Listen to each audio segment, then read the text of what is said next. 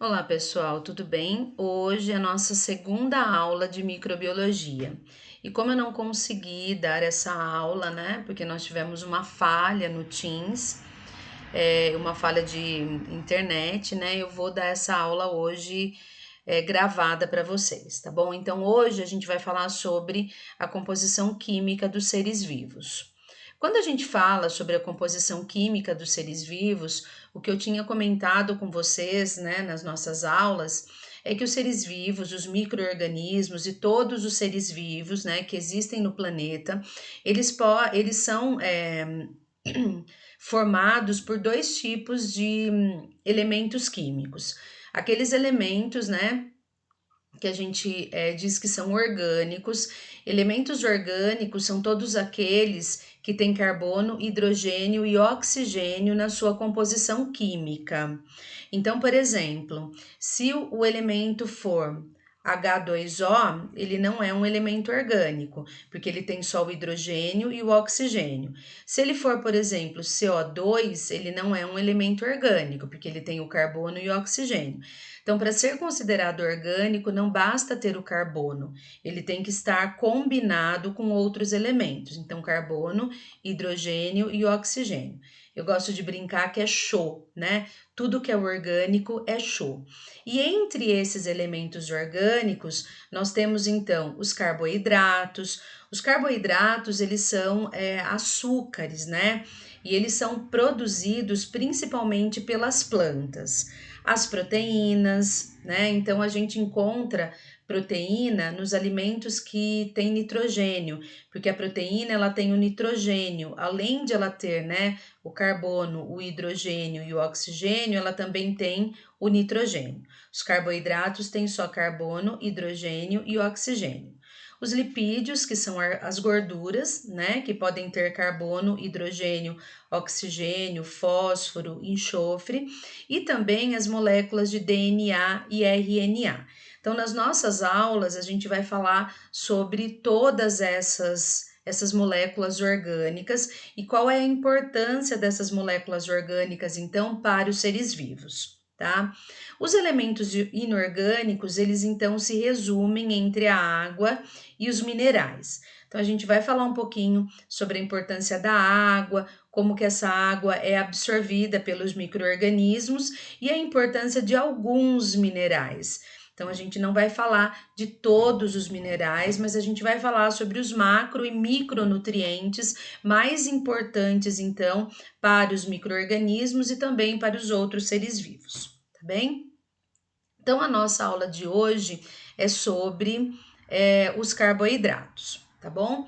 Antes de falar sobre os carboidratos, vamos dar uma olhada nesse gráfico aqui para poder entender um pouquinho a quantidade dessas substâncias no organismo dos seres vivos.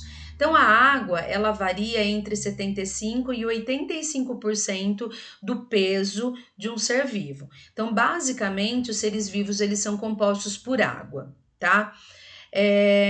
As proteínas entre 10 e 15%, né? Os lipídios entre 2% e 3%, os glicídios, que são os carboidratos, né? A gente vai entender o porquê que a gente tem tão pouco carboidrato no nosso organismo. Na verdade, já vou falar já, é porque a maioria dos carboidratos, eles são utilizados como fonte de energia. Então, nós armazenamos uma quantidade muito pequena de carboidrato no nosso corpo, tá? A planta é que armazena uma quantidade muito maior de carboidrato no organismo dela, porque na verdade é ela que fabrica esse carboidrato. Carboidrato também é chamado de glicídio, tá? As proteínas também são chamadas de protídeos. Os ácidos nucleicos, que na verdade é o nosso material genético e o material genético de todos os seres vivos, né? 1%. E nós temos então outras substâncias que são, né, os minerais que estão aí na faixa de 1% também. Tá? Hoje a gente vai começar a falar sobre os carboidratos, tá? Eu vou enfatizar alguns porque eles são mais importantes para o curso de gestão ambiental, tá bom? Então vamos lá. Os carboidratos, eles são chamados também de açúcares e eles têm essa composição química aqui, ó. né? CXH2XOX. Então, por exemplo, a molécula de glicose. A molécula de glicose, ela é C6H12O6, tá vendo? CXH2XOX, tá? Então, assim, a gente tem vários outros tipos de carboidratos e a gente vai falar sobre cada um deles. Só que a molécula de glicose, a gente utiliza muito nos nossos exemplos, tá? E eu vou mostrando para vocês ao longo das nossas aulas de microbiologia o porquê. Esses carboidratos, eles podem ser energéticos, então eles vão fornecer energia para o nosso organismo. Na verdade, a maior parte dos carboidratos que nós comemos, eles são carboidratos energéticos. Além disso, nós temos também os carboidratos estruturais e os carboidratos de reserva. E a gente vai falar um pouco sobre eles, tá? Quando a gente fala, então, em carboidrato, alimentação, né? Os carboidratos, eles são provenientes, então, das massas, dos pães, né? Dos grãos. Então, quando nós nos alimentamos de qualquer planta, de qualquer alimento derivado de planta, esse alimento ele é derivado de um carboidrato, porque na verdade são as plantas que a partir do processo de fotossíntese produzem os carboidratos, tá bom?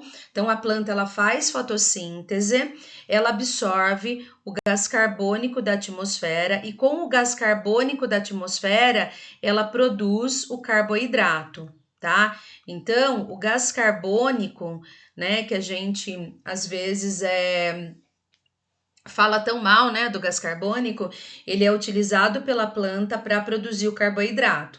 E depois esse carboidrato, ele é utilizado então pelos autótrofos, né, animais, fungos, bactérias, para obtenção de energia, tá certo? Esses carboidratos que nós estamos falando, eles podem ser classificados, né, de acordo com o número de carbonos que esses carboidratos possuem. Então, eles podem ser chamados de monossacarídeos, disacarídeos e polissacarídeos, tá? Então, a gente vai discorrer um pouquinho a respeito de cada um desses carboidratos que são classificados dentro desses grupos, tá? Então, quando a gente fala em monossacarídeo, mono quer dizer né? Esses monossacarídeos, na verdade, eles são os menores carboidratos que existem. Então, se a gente fosse exemplificar um monossacarídeo, a gente exemplificaria assim, ó. Então, ele é um mono, ele é uma molécula só de carboidrato e é o menor carboidrato que existe. O monossacarídeo, ele tem de 3 a 7 carbonos na sua constituição química. Então, eles podem ser, né, pentoses. Então, a gente tem aqui, ó, as pentoses e as hexoses, que geralmente são os carboidratos mais importantes. São aqueles carboidratos que a gente mais usa nas nossas aulas. Então, por exemplo, aqui, ó, tá vendo? A gente tem a molécula de glicose, que é uma hexose. E a gente vai perceber que essa molécula de glicose, ela é extremamente importante. Aqui a gente tem o DNA e o RNA, eles são pentoses, a gente vai falar sobre isso também, tá? Esses carboidratos, esses monossacarídeos, eles são utilizados no metabolismo energético. Então, as nossas células e as células de todos os outros seres vivos, elas não conseguem absorver um carboidrato maior que um monossacarídeo. Então, toda vez que a gente se alimenta de um carboidrato, esse carboidrato ele tem que ser digerido até chegar em monossacarídeo. E daí o monossacarídeo ele tem a capacidade de penetrar na célula, tá? Então, ó, as nossas células, elas não têm a capacidade de absorver carboidratos maiores que monossacarídeos. Então, na verdade, vamos pegar a molécula de glicose aqui. A única molécula que pode ser absorvida pela célula é o monossacarídeo. Então, por exemplo, quando a gente fala, né, em decomposição de um carboidrato no ambiente, nós estamos trabalhando então com composteira. Lá na composteira, vocês colocaram folhas, restos de vegetais, cascas, frutos, né? Tudo isso é carboidrato. Esses carboidratos, eles têm longas cadeias, que é o que a gente vai falar daqui a pouquinho. Para que esses micro-organismos eles consigam absorver esse carboidrato, né, e metabolizar, eles têm que transformar esse carboidrato num carboidrato menor. Então, eles têm que transformar num monossacarídeo para que eles possam absorver esses monossacarídeos. A maior parte das exoses, por exemplo, a molécula de glicose, a molécula de frutose, de galactose. Então, a glicose, ela é um monossacarídeo, a frutose é um monossacarídeo, a galactose, que é o açúcar do leite, também é um monossacarídeo. Esses monossacarídeos, eles vão penetrar na célula e a célula transforma esses monossacarídeos em energia. Tá bom? Então, as exoses, elas são os principais monossacarídeos energéticos. Os outros, geralmente, eles são estruturais, tá? Então, por exemplo, as pentoses que são presentes no DNA e no RNA são, então, estruturais, tá bom? Vamos lá, então, ó, que vocês vão entendendo ao longo da aula, tá? Não se preocupem. Então, veja bem, ó, a gente tem um outro tipo de carboidrato que é o disacarídeo. Um disacarídeo, lembra que eu falei para vocês que o monossacarídeo é um monômero, né? É a menor unidade de um carboidrato. O disacarídeo é a união de dois monossacarídeos. Essa ligação química que acontece entre eles é chamada de ligação glicosídica, tá? E daí, quando a gente come um disacarídeo, vou dar o exemplo aqui da sacarose. A sacarose, ela é o açúcar comum, é aquele açúcar que a gente usa na nossa casa para adoçar os nossos alimentos. Quando a gente come a sacarose é um disacarídeo. Então, é o seguinte, quando a gente ingere esse alimento, ela vai ter que ser quebrada e vai ter que ser transformada em 2 monossacarídeos, porque na verdade é só o monossacarídeo que a nossa célula consegue absorver. A mesma coisa vai acontecer com o micro-organismo, né? Então, o micro-organismo, para ele poder absorver, né, esse açúcar, ele tem que quebrar a sacarose. Quando ele quebra a sacarose, ela vai ser dissociada em glicose e frutose, e essa glicose e frutose, então, elas são absorvíveis. Então, elas são absorvidas pela célula, tá? Então, nós não conseguimos absorver a sacarose e nem os micro-organismos. A lactose, ela é o açúcar que está presente no leite, tá? Muitas pessoas não têm a lactase, que é uma enzima que quebra a lactose, e daí a pessoa ela tem uma alergia à lactose, ela tem gases, né? Ela tem refluxo, tudo isso por conta da lactose. Essa lactose, para você poder absorver, ela também tem que ser quebrada em glicose e galactose, tá bom?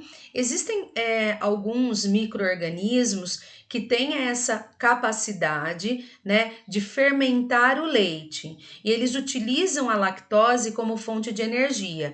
Então, eles quebram essa lactose, eles dissociam, né, em glicose e galactose, eles absorvem a glicose, né, e produzem o ácido lático. E daí esse ácido lático é que fermenta o leite e transforma o leite em iogurte, tá?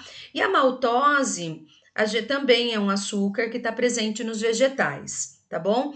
Então, por exemplo, para poder fazer a cerveja é a maltose que é quebrada. Então, os micro-organismos, eles quebram a maltose e fazem a fermentação para a produção da cerveja. A gente vai falar um pouquinho disso mais para frente, tá? O que eu quero que vocês entendam é o que o disacarídeo é a união de 2 monossacarídeos. Então, quando você tem glicose, que é um monossacarídeo, mais glicose, que é um outro monossacarídeo, você vai ter a maltose. Para absorver essa maltose, a gente tem que quebrar. Quebrando, a gente dissocia em glicose mais glicose, e daí a glicose, ela é absorvida pela célula, tá? Então, as nossas células e as células dos micro-organismos, elas não conseguem absorver o disacarídeo.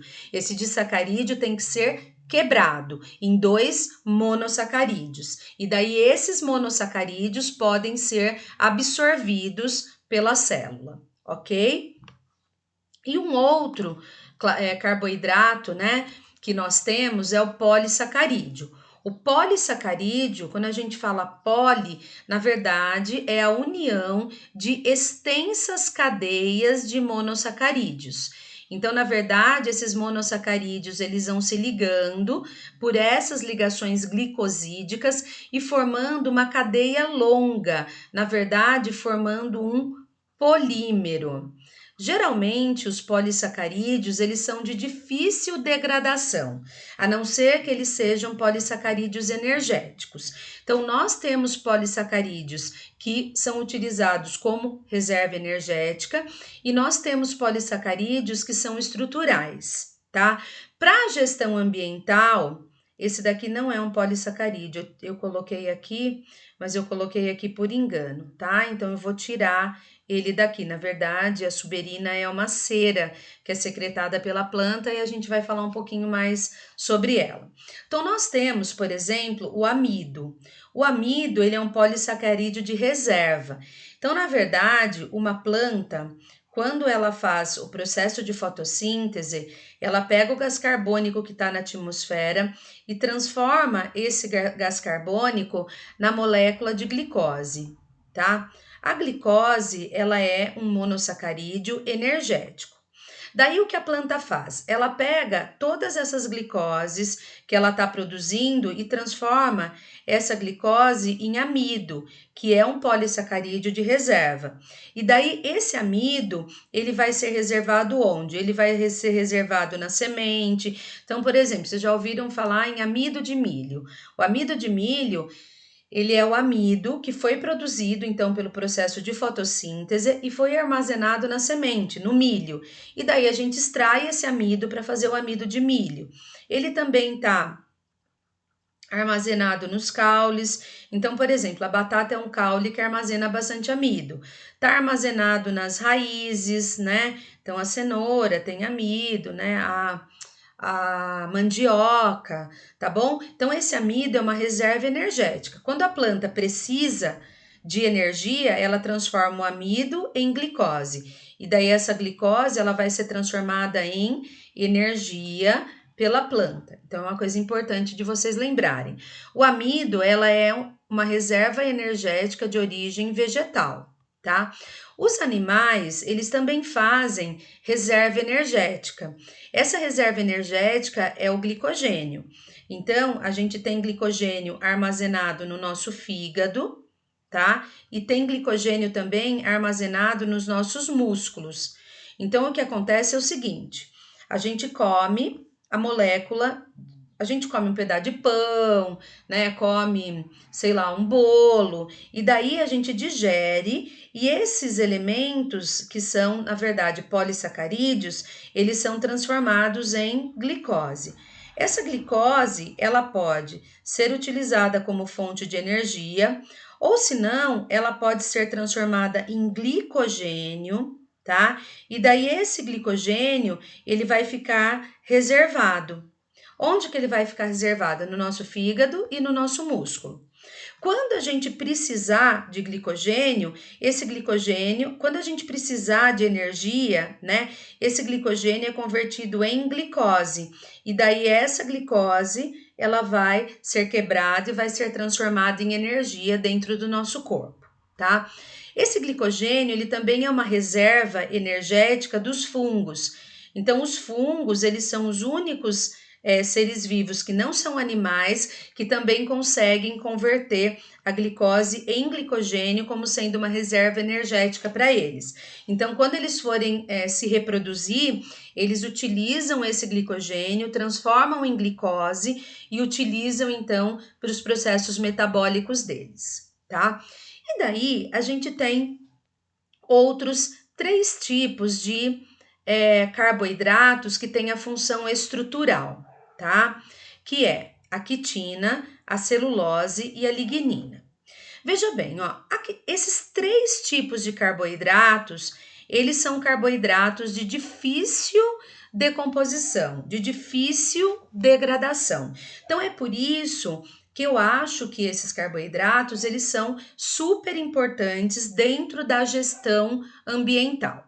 Então a quitina, só para vocês terem uma ideia, deixa eu mudar aqui de caneta para a gente poder. Ó, a quitina, só para vocês terem uma ideia, ela é encontrada no exoesqueleto dos artrópodes, tá? Eu não sei se vocês se lembram disso. Ela é encontrada no exoesqueleto dos artrópodes. Artrópodes são as aranhas, os insetos, né? Os crustáceos, tipo camarão, siri. E também ela é encontrada na parede celular dos fungos, tá? Então ela também é encontrada na parede celular dos fungos. Tem fungo que tem uma quantidade muito grande de quitina na sua parede celular. A quitina, quando ela está no ambiente, ela é de difícil decomposição. Tanto que, por exemplo, vamos pegar a cigarra. A cigarra, conforme o corpinho dela vai crescendo, ela vai trocando de exoesqueleto. E daí, aquele exoesqueleto, ele fica um tempo muito grande no ambiente antes de ser decomposto, tá? Então, ele vai demorar muito tempo para ser decomposto. A celulose e a lignina também. Veja bem, ó, a celulose, ela é um carboidrato de origem vegetal, tá bom? Então, só para vocês lembrarem isso, você tem aqui a célula vegetal, que ela é como outra célula qualquer. Então, ela tem aqui o núcleo dela, né? Que lá dentro do núcleo tem o material genético dela, DNA, RNA. Ela tem a sua membrana plasmática e o seu citoplasma. Só que a diferença, uma das diferenças fundamentais da célula vegetal é que aqui em volta da membrana plasmática ela tem uma parede, né? Essa parede é uma parede celular e essa parede celular ela é uma parede de celulose, tá? Essa celulose é ela que vai conferir então a rigidez que o vegetal necessita, que a célula vegetal necessita.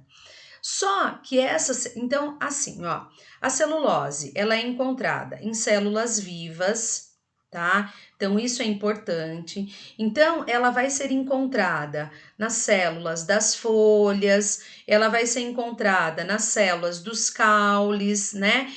E principalmente nas células dos caules jovens. Então, quanto mais jovem um caule for, mais celulose esse caule tem, tá?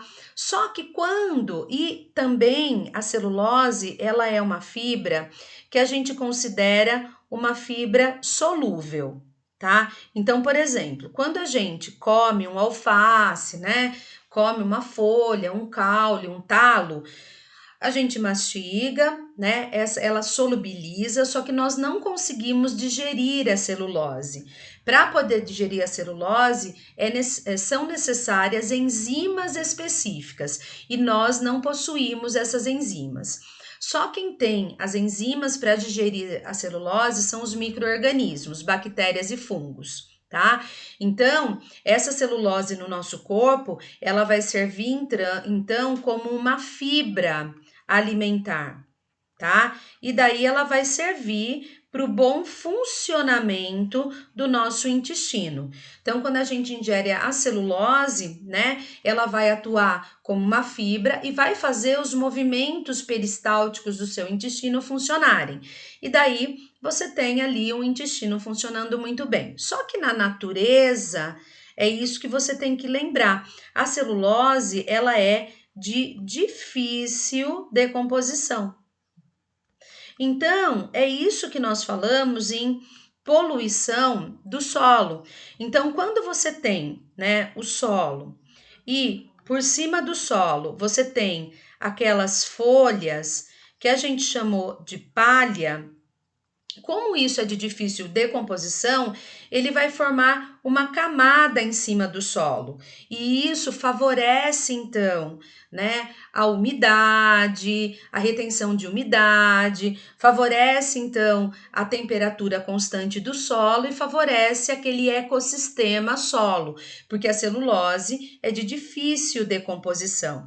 Então, conforme essas folhas, esses vegetais, eles vão se decompondo, eles vão liberando para o solo nutrientes aos pouquinhos, vão nutrindo esse solo aos poucos e disponibilizando esses nutrientes então para as plantas, tá bom? A lignina é um outro carboidrato de origem vegetal. Só que a lignina, ela é um carboidrato diferente da celulose, tá? Onde que a gente encontra lignina? A gente encontra lignina em células mortas. Então, conforme a célula ela tá viva, ela vai fabricando a lignina. E conforme vai aumentando a quantidade de lignina na parede celular, então você tem aqui a célula, né? E ela tem então a membrana plasmática. Em volta da membrana plasmática, quando ela é jovem, ela tem o quê? Ela tem a celulose, tá? Deixa eu ver onde que tá isso. Ela tem a celulose, tá bom? E daí, oh, caramba, viu? E daí, aqui. Então, ela tem a celulose, tá? Que fica na parede celular, em volta, então, da membrana plasmática, tá bom? Daí, conforme ela vai ficando mais velha, mas não são todas as células. Então, célula de folha não, mas sim célula de caule, tá? Geralmente, plantas lenhosas têm muita lignina, tá bom? E daí, essa lignina, ela vai sendo, então, fabricada em volta e vai substituindo essa parede celular de celulose. O problema é que a lignina, ela é impermeável, né? Pelo fato dela ser impermeável, o que acontece é o seguinte: não entra e não sai água, não entra e não sai nutrientes, então a célula ela acaba morrendo, tá? Então a lignina ela é impermeável, tá? A lignina, ela é fungicida. Então ela realmente protege a planta, tá? E ela vai ser encontrada então em caules mais velhos, né? Ela vai ser encontrada então em troncos, tá? A lignina é o principal componente da madeira, é ela que deixa a madeira extremamente dura. Consequentemente, a lignina ela é muito, mas muito difícil decompor, tá? Então ela é muito difícil de decompor, tá bom? Então é isso, ó, decompor. Então é isso que você tem que lembrar. Então, quando a gente tem uma quantidade muito grande de galhos, de troncos, né, no solo, ele se decompõe numa velocidade muito, mas muito lenta. Então é por isso que a gente utiliza a madeira na construção das nossas casas, tá? A lignina, ela só pode ser decomposta também por micro-organismos, né? Então, por exemplo, o cupim, que ele se alimenta de madeira, ele tem dentro do intestino dele um protozoário chamado triconinfa. E esse protozoário, ele tem a capacidade de quebrar essa lignina, liberar então as glicoses que estão na lignina e utilizar essa glicose como fonte de energia. E daí ele cede essa glicose também para o cupim, tá? Então eu quero que vocês entendam isso, porque depois, quando a gente falar em decomposição, e a mesma coisa quando você estiver fazendo o seu trabalho de compostagem, você vai perceber então que alguns vegetais se decompõem mais rápido e que outros se decompõem mais lentamente, né? E daí você vai perceber que esse lentamente, se você colocou ali uma casca de abacate, colocou um pedacinho de madeira ali, ele não vai se decompor tão rapidamente quanto a gente esperava. Por quê? Porque ele possui esse carboidrato que é a lignina. Então, a nossa aula termina aqui, né? Nós falamos hoje sobre os carboidratos, monossacarídeos, disacarídeos e polissacarídeos, né? Eu espero que vocês tenham entendido e absorvido essa aula, tá? E eu gostaria de deixar, então, aqui para vocês